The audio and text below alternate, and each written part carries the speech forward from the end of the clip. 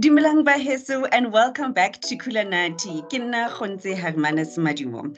I have the pleasure on this occasion of introducing you to an incredible young lady. Her name is Selaelo.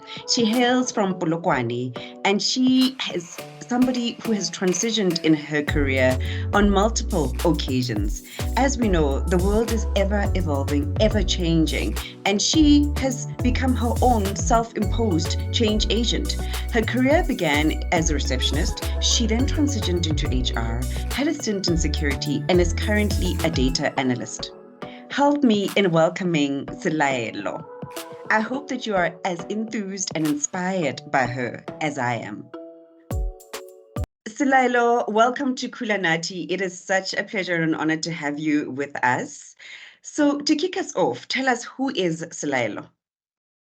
All right, Kgontse, thank you so much for having me on your platform. Who is Selaelo? Selaelo is she's a young person. She's a young female. She's born and bred in Limpopo, Polokwane.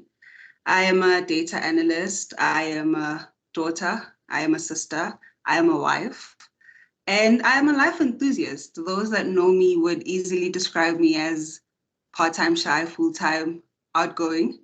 And some would easily say I'm tenacious, strong manifester, and self-competitive or competitive, depends on what game we're playing. So that's who Selaelo is. So you're one of those people that go hard when it comes to board games and all of that. Depends with me. Growing up, what did you want to be, or who did you want to be? It's very far from what I'm doing right now. So I wanted to be a journalist. I've been writing since I was in grade 3. So my first article was actually when I was in grade 6, and I was around 12. So I've been a writer, I've been a creative, I've been a very observant person, because I wouldn't just write, you know how in primary you write poetry, but I'd write actual articles. So I've been interested in the artistic side. So that's who Selaelo wanted to be when she grew up. Wow. Wow. Yeah. And you know where that inspiration to write and get into this creative space so early on came from? I don't know. I guess I just started jotting down stuff. I can't really say I saw someone. I can't really say but my mother did encourage me from a young age to write. So every holiday she'd buy me like a little journal, and I would journal my holiday. So it came from her just encouraging me to write, and the love for writing started there. Wow, incredible, incredible. And do you still make use of this love of writing? Strong journaler, if that's a word. I write everything. I write my emotions. I write little articles that no one reads, but I still write a lot. Yeah, there's still a love for journalism, or maybe writing. Yes. But yeah. Beautiful, beautiful. So you studied development and management. What is the focus of this degree, and why did you select to study that? You know what? And I think I speak for a lot of young individuals in South Africa. I don't want to generalize Africa or the world, but we tend to get into degrees without, or faculties or qualifications without the knowledge and the desire for it, but because there was space, or I wasn't taken at the university I desired. So I actually applied for journalism and I wasn't taken for it. So my second option was a different varsity that I really wasn't interested in, and I wasn't interested in the qualification that I went for. And so I can't say I went into development and management with a desire and, oh, I want to finish this and do X, Y, Z. But I went for it because at the time my parents were like, oh, well, here it is. And they really did try and just guide me into it. But yeah, I think the focus is very far from what I'm doing right now. So we focused on, it's very generic. It's a very generic degree. So it was sociology, HR, industrial psychology, and public governance. So it was very generic. So the idea behind it, well, my parents' idea behind it was you could get into anything with this degree. Sure. Interesting. And I think that's what it comes down to. Sometimes it's about considering the opportunities that are linked to that qualification. But yes, you're absolutely right. The story of so many young South Africans is that I went to wherever and, I wasn't taken for this degree. And actually, I just asked for space. Some people just go there and say, hey, here's my transcript.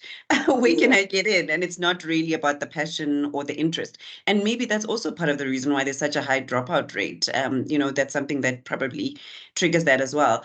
So you started your career in HR. How did that come about? Actually, my first job was a receptionist, right? And while working, but I'm very, hey man, I fight. Okay. Yeah. I noticed that they needed a lot of HR assistants. So I would forcefully slot myself in meetings and little tasks that were HR related. And eventually the manager at the time was like, okay, cool. Here are HR related tasks that you can actually do. So that's how I got into HR. And I think it speaks a lot on my character that I really don't like to rest. If I'm given something and I don't want to do it, I will fight to do what I want to do. Yeah. So that's You how I did got say into tenacious. You did say tenacious. It describes you. So absolutely. it. So that's how I got into HR. First as a receptionist, fought my way into HR, and then I found myself there. Yeah. Now you're in HR. What is that like for you? I wasn't enjoying it. I think at the time it is, I'm young, I'm employed, I'm not part of a statistic. So I wasn't interested in it. I wasn't even researching on ways to better my skills or ways to better my qualifications. I was just sitting and working, and it was just that. I think for me it was, you fought, you got here, relax. And I think that's why I really didn't like that part of my journey. Well, it's a great story to tie it in, but I didn't like how relaxed I was. I was very relaxed. I was very yeah, just I got a job. Here I am. I think, and a lot of people do that. You get a job, here you are, then what? Now you're just working to get paid, and it's I think there's no zeal in it. So for me, there was no zeal in it. I was just waking up to go to work. So I really didn't enjoy it. I can't say I had the time of my life working in HR. Yeah. Listening to you as you speak. So you start in this organization, you're a receptionist. When I listen to you, it sounds to me like you had a problem to solve. You realized there was an HR problem. It wasn't that you were passionate about HR, but here was a problem and it needed to be solved. And so solving it meant going into HR. That's what it sounds like. That's the loophole that I was familiar with. I mean, there could have been a loophole of a data analyst, for example. I wouldn't have known because I hadn't explored those fields. So I saw that there's a loophole for an HR, and I was like, hey, I can actually assist. So yeah, it wasn't passion.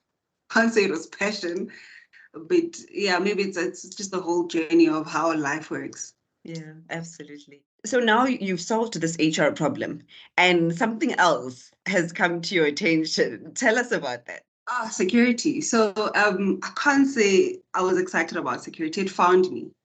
I can't say I went looking for security. It found me. I can't say I was eagerly searching on LinkedIn or Google or other platforms for security. It found me. So I can't really say it was a planned move. But security found me, and I'm glad it did at the time that it did. So I was doing vetting. And because I was previously in HR, it is easily tieable with security, because before you hire any security guards, any company wants to know, are these people, do they have criminal records? Are they vetted? Are they worthy of working in a company? Let's say we secure money, um, banking, for instance. So the connection between HR and security really helped me, because I was able to now know how to do vetting, if I can go. So the transition was not so hard. Obviously, it's two different fields, but the transition, because of vetting and because of administrative skills that I had, it became very easy for me to transition. So, Selaelo, security is a male-dominated industry. When we consider security as lay people, we think about guards, we think about guns, we think about uniform. How did you get into that field? And you're right, Khonzo. Security is very male dominant, and infiltrating it was again, it was one of the things that found me. So I was spotted, I guess, if I can call it that. And I sent my CV and got an interview. Again, went really good. But yeah, because it was not so much of a high level position, it was pretty much still administrative vetting. So it was it wasn't as I wasn't working with a lot of males in terms of office, in terms of workspaces. But as you go up, you do realize that there's a lot of males around. So infiltrating it at that low level wasn't so hard because it was still very administrative skills are very female female field, if I can call it that. So yeah, it wasn't so hard at that level. Yeah. So in the throes of this decision now, you're in this HR career, you've been spotted, as you put it. People would say I was headhunted. But there you are, someone's taken an interest in you. They feel like you're somebody that they want to work with. In the throes of this decision, are you confident that you're making the best decision for your career? How are you feeling? Tell us a little bit about that. No, at the time it was just, here's a better opportunity at a different company that is relatively very large. So it wasn't a, yes, I'm getting into it and my aims are to be XYZ and be a manager. No, at the time, because remember I'm from HR and I really wasn't interested in the field. So it was just, okay, here's a better opportunity. Let me go for it. Yeah. So I had no interest. At the time, it was just, I had interested in the job. I was interested in the job. Wasn't really interested in my personal career growth. And you know how when you get into a job, you need to have a career growth, you need to have a career plan. I didn't have that. It was just here. And I think a lot of people can relate to that. That you get a job opportunity, but it's not a career opportunity for your career path. So it became that I was just, okay, here's a better opportunity that I can actually just get into. Yeah. And And it's more of a running from, not a running towards. And yeah, so okay, that makes sense. And now your insecurity, what is that like? it was fun. It was fun. I worked with a lot of individuals, different technicians that I'd work with while vetting. I enjoyed the interaction. I enjoyed the work. And because I enjoyed the work and the interaction, I started giving myself little tasks to do that are outside my job description. So I really enjoyed my time at the company and in security. I started to enjoy it. I started to actually look. This is when I was like, okay, maybe I need to up my qualifications. Maybe I need to study security. So then there was a little bit of a interest as I was gradually getting into it. And so, yeah, I started to really love it. Wow, wow. And security then lands you in data analysis. How did that transition happen? And how is that going? That transition was one of the most pivotal transitions in my life, actually. So, because I was very interested in security, very interested in what I was doing, very interested in the broader operation of the project that we were working on, I started doing other things. I started analyzing why we're not getting clients, or why clients are acting this way, or why our numbers are low. So I started actually just analyzing certain things by myself. And at the time, my manager, Queenie, would say, hey, and this is the first time someone said this to me. He's like, hey, why don't you study data analytics? You're very good at this. I remember we had this conversation and I was showing him graphs. I was like, this is how we can better our region. This is what we need to do. And he actually sat down, and this is like a national manager, sat down and, okay, I hear you. And that's when he's like, hey, you should actually do data analytics. You're very good in this. So then I was like, okay, fine. And that's when I started diving deep into data analytics. That's when I started studying, getting little short courses, constantly in meetings with people that really were not obliged to sit with me in meetings, but they would sit in meetings with me and be like, okay, this is how you better your skill. So that's how I found myself in data. Wow, that's incredible. So again, just another person spotting you, spotting something in you and taking the time to listen to you and hear you out. And that just sparks this interest now in data analysis. That's incredible.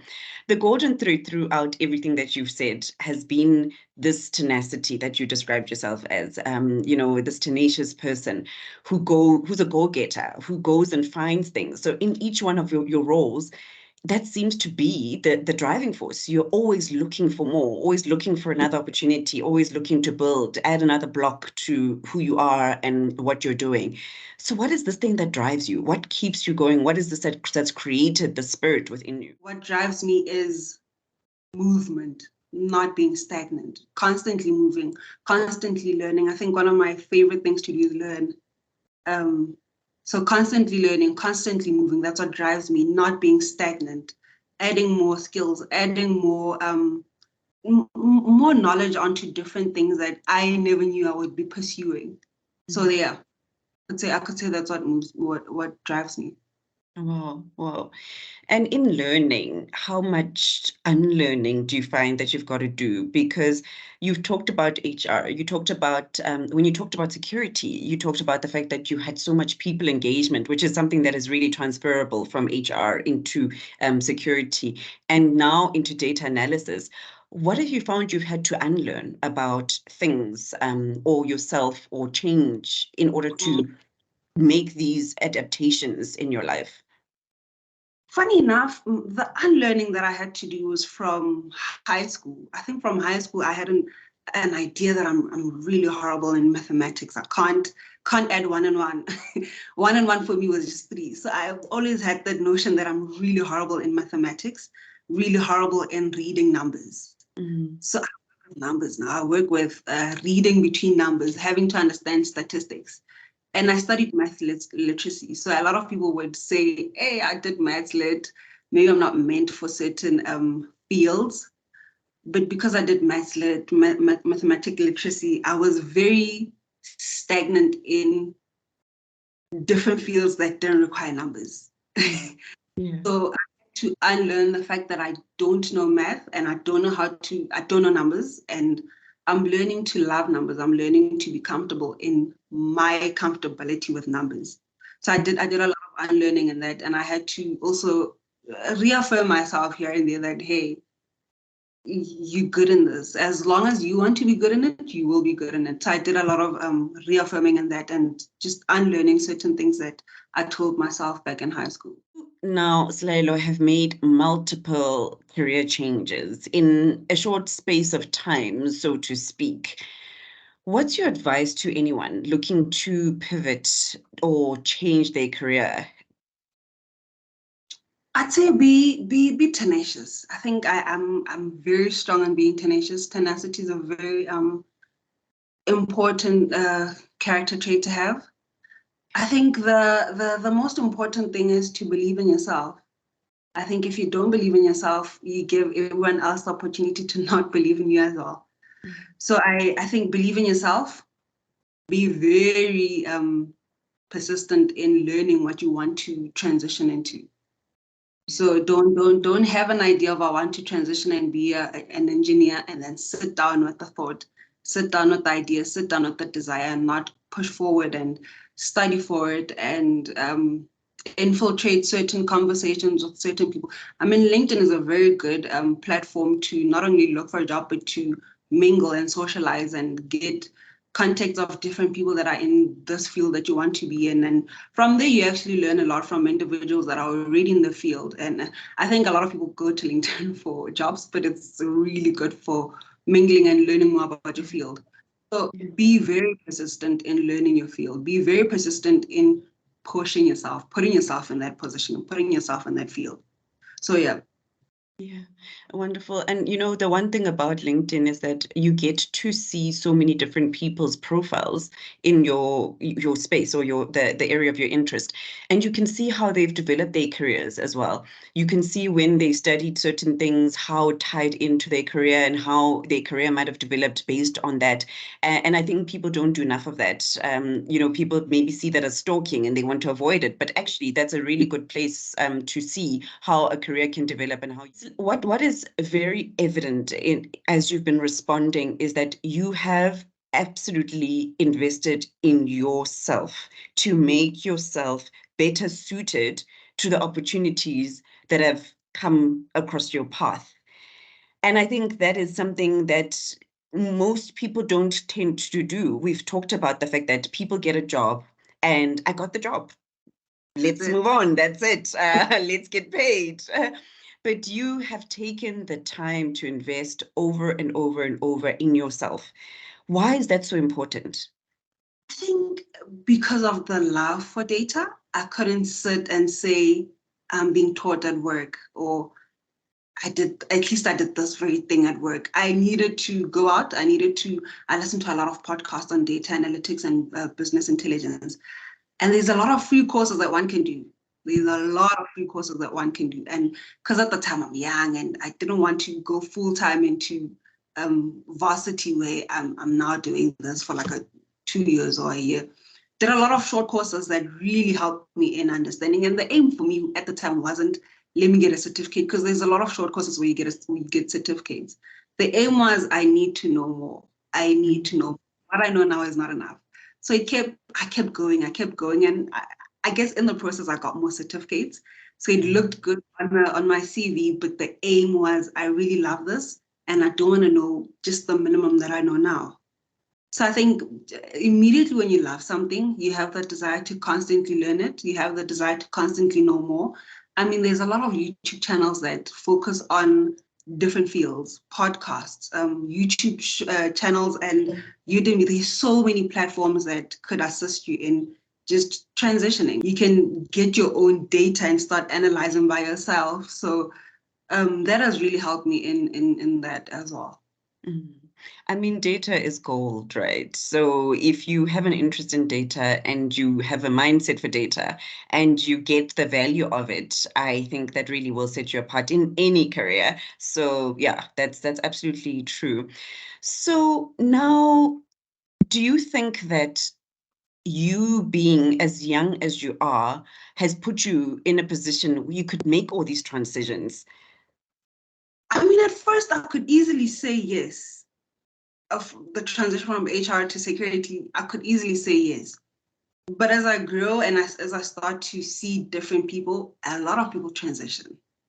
So I don't want to just highlight it on age. I want to highlight it on persistence. If you're really persistent to transition into a different field, you can. You can.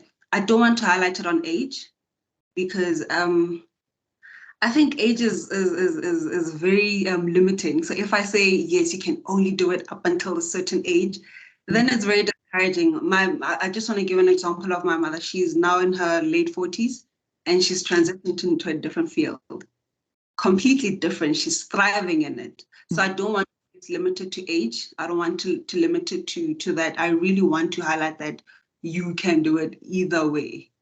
You're young, you're old, you can do it. Yeah. That tenacity can take you anywhere. Yeah. And I mean, your mom is still also very young, I would say.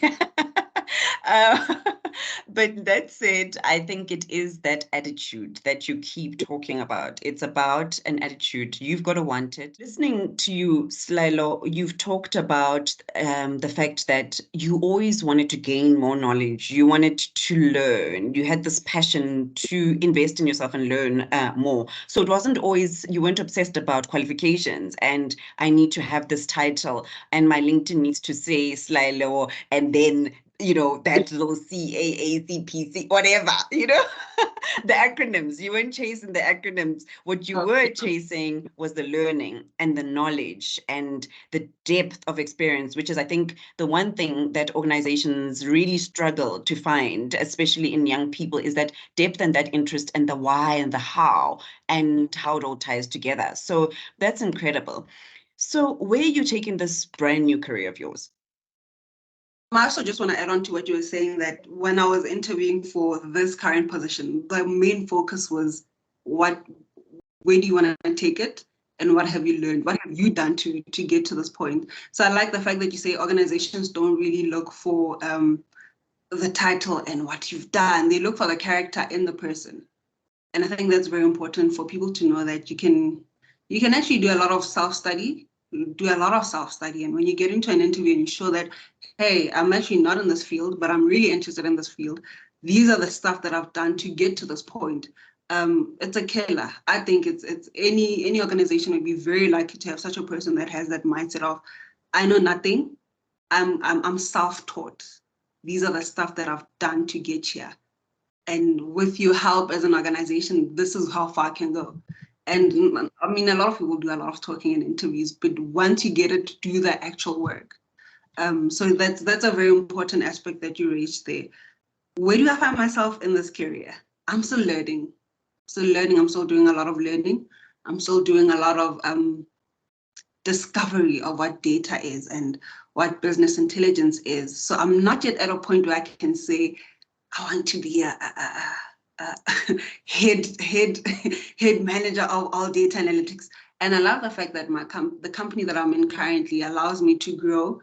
They give me a lot of stuff that aids me to grow. And I'm so happy that it's in security, and my manager is a female.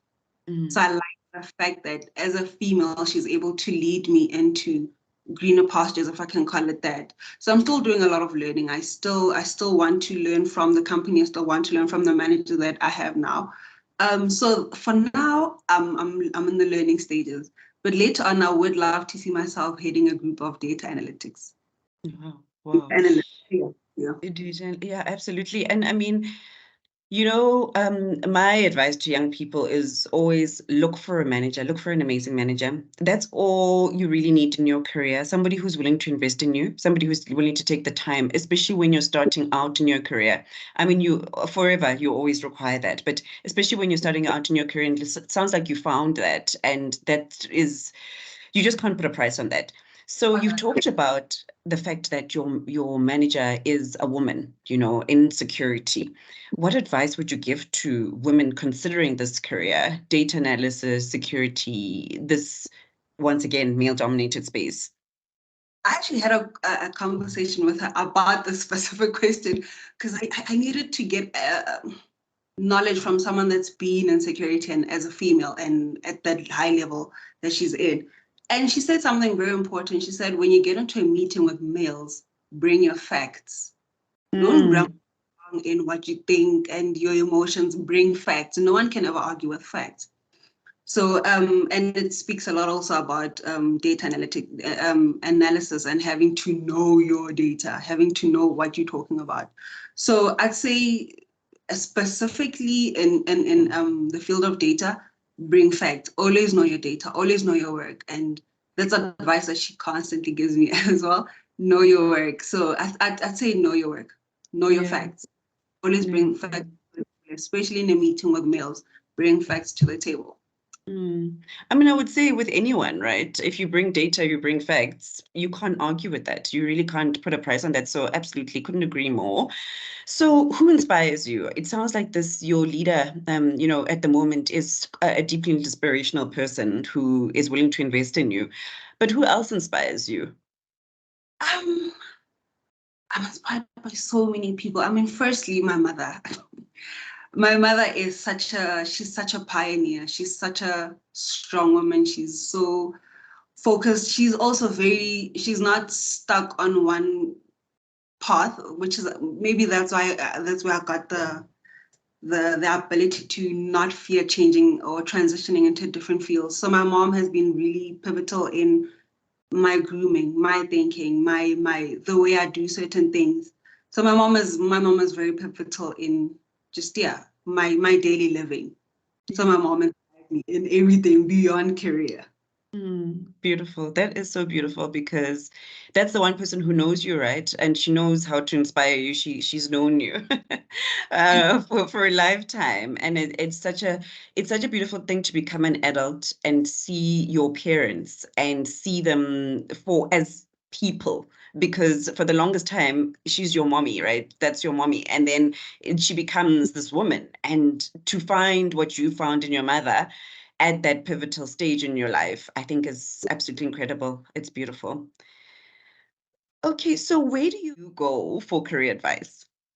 I go to different people for different reasons. And Yeah, so I go to different people for different reasons. There's a man that has really mentored me from my previous company, Mr. Ndata Zakele. So he really helps me, especially in the field of data. He's very, I think he groomed me from a very, obviously my manager at the time was like getting to it, but Ndata Zakele really pioneered and really pushed me, sorry, to go for it. We'd work till 6 p.m. 6 p.m. or on extreme days we'd go till 8 p.m. on weekends as well. And that's just, I wasn't even a data analyst at the time, but he'd make sure that I'm now growing in the field of data. Every now and then he calls me, how far are you? What do you know? What have you studied? So I think he's one person that I go to for data advice. Funny enough, he's actually not a data analyst. He's Hmm. an analyst, but he's really placed me in that field, and I'm comfortable enough to say I don't know. I'm comfortable enough. Now I know XYZ because of how he taught me and he's very militant. So he was very strict on, in 2 months you need to know this and this and this and that. So I go to him and I go to a lovely lady by the name of Fonse. I go to Fonse for I think more on career as opposed to just the field of data. So I go on to Fonse for, what do I do now? I found myself in this position. I'm feeling stuck, for example, or I'm not feeling like I want to do data anymore, which is probably not going to happen. I don't feel like doing data anymore. So those career moves that are outside of data, but still very pivotal to me, who Selaelo is. So I go to different people for different reasons. Yeah. And I mean, what's clear is that you've got a technical mentor, and then you've got a career mentor, and then you've got all these people who inspire you, who are in and around you that you go to, that you may have not even mentioned. But, when I think about our relationships, Lilo, it really, again, ties back to your tenacity and who you are, because we started off as a LinkedIn inbox.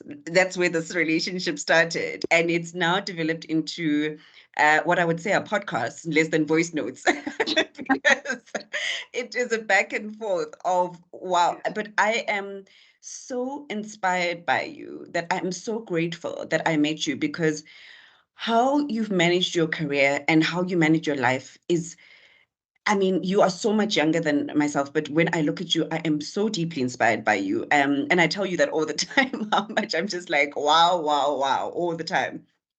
Because of the person that you are, and the individual that you are. So I wanted to just bring across the fact that people are always willing to listen to you when you come with the right attitude and you know what you need. So when you came to me, you didn't come at me with, "Hi, Selaelo, hey, I'm looking for a job," or I don't know, but you came to me with, "Here's what I need from you. Here's what I want from you, and this is it." And it made my job easier because all I had to do was just honor that request. So yeah, And you that's why I inspire say me. it's such an amazing place for socializing. Because I came to you at the time, I was still in HR, and I saw you loving what you do, loving interacting, and you were so vocal on LinkedIn. And I was like, hey, I think I wasn't interested in the HR department. I was interested in the zeal that you had in that field, if it makes sense. So I liked the character behind the work. Yeah. And I think that's what drew me, because I didn't come to you saying I need a job or please mentor me in HR, but it was, I really like what you're doing. And I think that has really rubbed off, because once you love what you're doing, it makes the whole field look like you're going to a party on a daily. Yes, Yeah. and that's what we want, right? We want to go to parties on a daily.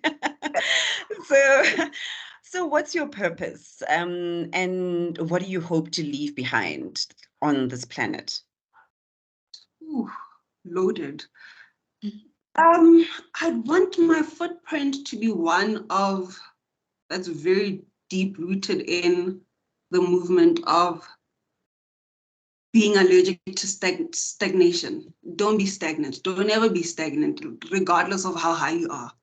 Don't ever be stagnant, or stagnant in learning, stagnant in moving. Because I think we sometimes think of the word stagnant as not moving, but you can be stagnant in not learning. And learning doesn't have to be academics. You can do a lot of research on your own about different fields, even if it's your field, you can do a lot of learning on that field. Grow daily. There's always room for growing. There's always room for learning. I don't even think the highest CEO would say, I'm done learning. There's always something to learn in that field. Learn it. So I want people to know that there's hope in learning. There's joy in learning. There's so much peace and so much movement when you learn. So constantly learn. Don't ever stop learning. And I'm not just talking about going to university and constantly having, I mean, you can do that. That's also an amazing thing. But for those that don't have the time and don't have the finances, Google, use YouTube. There's so many free platforms where you can just do a lot of studying on there. Do that.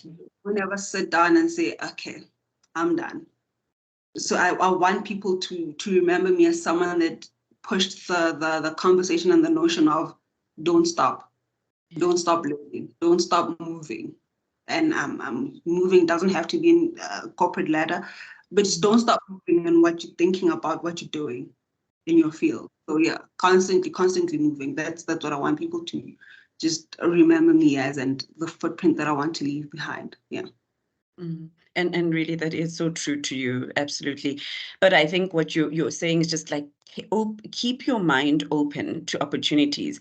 I remember, being a younger person, and people would say, have you read the paper? Do you pick up the paper? Do you ever read the paper? And at the time, it was just like the most ridiculous thing. But I think it's about that. It's about reading the paper, being aware of the world around you, reading about all sorts of things, just randomly picking up an article on something that is close to your interest or not, and you may discover something there. And it's just, I think that's really the key to life and the key to opportunity and to preparedness, right? The more prepared you are, the more open and knowledgeable you are on certain things, the more ready you are for the next thing, which could be anything. So yeah, absolutely, couldn't agree with you more. So what is the quote for you that reminds you to stay on your path? And I think maybe I like it because it talks a lot about movement and not being in a safe space. And I don't know who the author is of this quote, but it says, ships are safe in harbor, but that's not why that's not what ships are made for. Don't ever be comfortable just because you're in a comfortable place. It's nice to be comfortable. I know it. It's very comfortable. It's very nice. It's very reassuring to be comfortable. Going out there, you're not sure what you're about to encounter, but go out. You're not made to be here, not moving. You're made for movement. Move. You're made for movement, so constantly move. And I think that's why I really like this quote. It's been something that I go to every single time. I'm like, I need to move. And then I remind myself of the quote, I'm not made to be this comfortable. Need to move. Yeah. Yeah, don't dock yourself. Don't put yourself at the harbor unnecessarily when there's a whole ocean and seas and rivers to explore. Yeah. Yeah, So don't beautiful. be that comfortable. Yeah. Beautiful. Well, it's been an absolute pleasure listening to you. You are engaging, you are thought-provoking, you are inspirational, as I've said to you over and over. I love how you think about life. I love how you consider things, and it's incredible to meet young people like yourself, because I think we've been through a lot in this country, and we can allow those things to hold us down and to keep us down, or we can choose to rise above them. And you're somebody who's done exactly that. And it's beautiful and incredible. And I hope you inspire many people to do the same and to look for opportunities to be who they can be, which is unwritten. And so, yeah, thank you for your time. No, thank you for having me, Khonz. And I hope this conversation is the wake-up call for someone that, hey, I'm actually not stuck in a field that I don't like. I can move. Hey, I'm actually 54 and I don't like being this. I can move. So yeah, I really hope that someone is listening and is like, this was exactly what I This is for needed. me. Yeah, And it's possible. absolutely. It's possible. With that, thank you very much, Selaelo, and thank you for listening, everyone.